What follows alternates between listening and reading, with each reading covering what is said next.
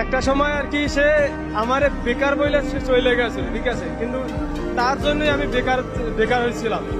আমি চাকরি করতাম ভালো একটা পজিশনে। 2022 সালে আমি একটা কোম্পানিতে চাকরি করতাম। ওই সময় আমার স্যালারি ছিল 25,000 টাকা। পরে সে বলতো যে তুমি চাকরি করো, দূরে থাকো, আমার থাকতে সমস্যা হয়, তুমি চলে আসো।